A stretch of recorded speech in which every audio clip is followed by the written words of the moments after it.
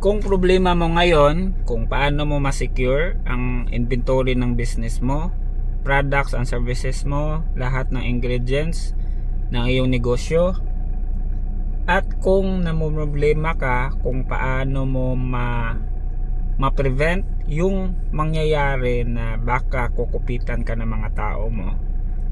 Tapusin nyo po yung video na to dahil ginawa ko po ito para sa mga busing natin dyan, mga kasamahan natin na nagdinegosyo din, and gusto ko po sana na maibahagi yung experience ko din para po mas lalo tayo makafocus sa pagbibusiness natin.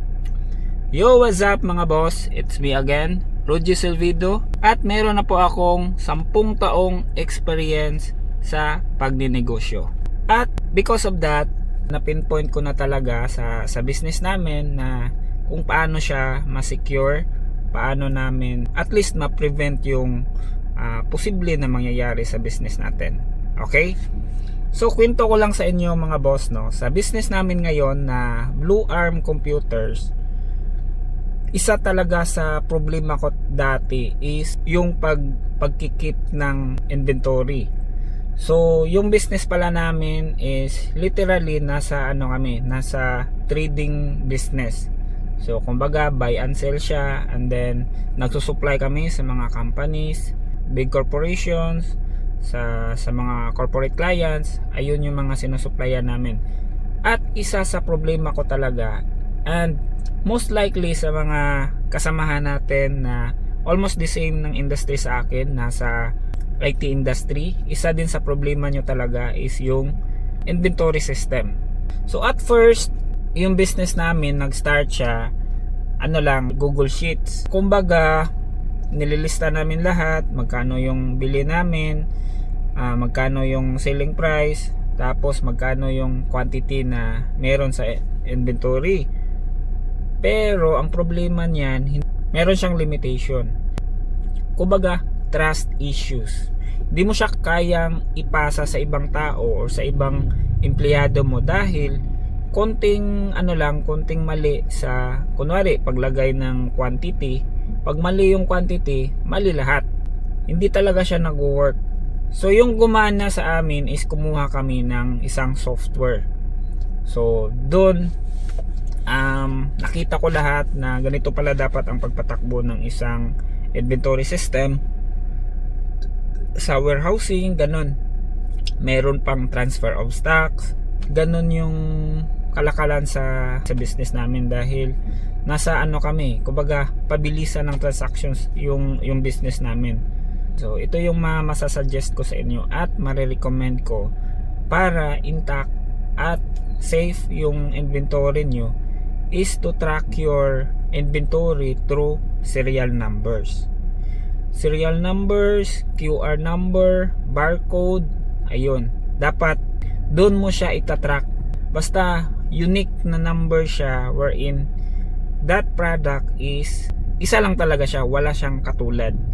So ang mangyayari kasi niyan, kapag yung inventory system mo is naka-based sa serial numbers, is meron kang peace of mind na this product magdideduct lang siya kapag merong nabenta or merong na-transfer or merong mga other things na ginagawa nyo sa business nyo. Kunwari, ginamit nyo in-house. Yun lang yung paraan para magma-minus lang siya sa inventory system mo. Pero, ang inventory nyo, kung nakabase kasi yan sa, wala kayong pinagbasihan na ibang ways, hindi kayo nag-base sa serial numbers, madali kayong matamper, madali kayong pagnakawan ng inyong mga tao dahil wala kayong basis aside sa meron kayong CCTV, aside sa meron kayong manual na mga inventory, aside sa meron kayong tiwala sa mga tao nyo.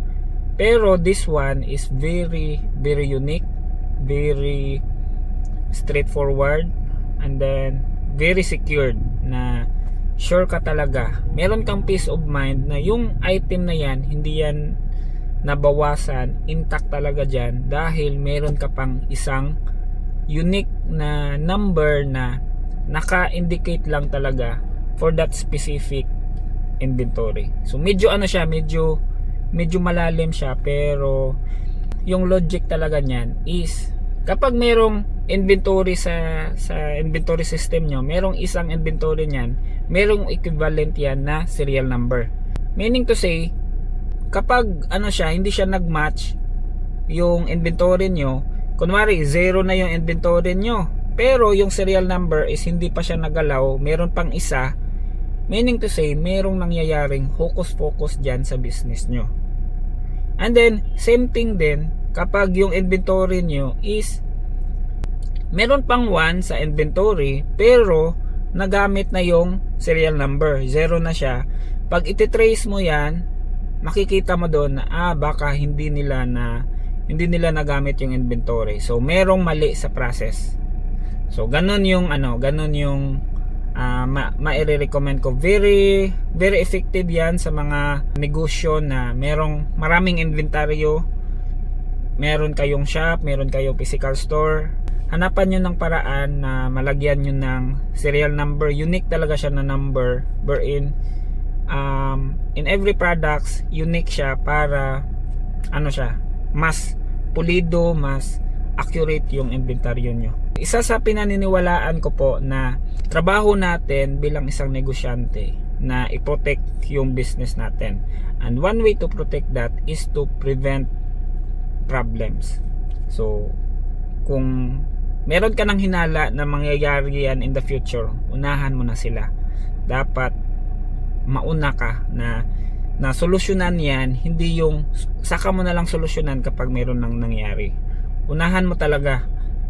Bago nila gawin yan, kunwari ha, I'm not saying na sa mga empleyado, but I'm saying for the sake of, para sa mga negosyante, para ma-prevent natin yung mga ganong pangyayari. So whether honest mistake yan or hindi natin control yung mga utak ng mga empleyado natin or other people na pupunta sa business natin, hindi natin yan alam. So bago yan mangyari, dapat unahan na natin sila. Okay? So ayun lang. So sana meron kayong natutunan, and then comment kayo kung para sa inyo ano ba yung pinaka-safe at pinaka-secure na way para ma-prevent natin yung mga ganong klaseng scenario sa business natin. Okay, so invite ko pala kayo mga boss. Meron tayong Facebook community which is Work Smart Community. So pwede kayong mag-share ng mga business tips nyo rin, or business experiences nyo, or kahit na ano about life, about self-development, about exercise, kahit ano, as long as na ano siya, hindi kayo nagpo-promote ng mga maling gawain. So ayun lang, pwede kayong mag-post doon, and then everyone are welcome.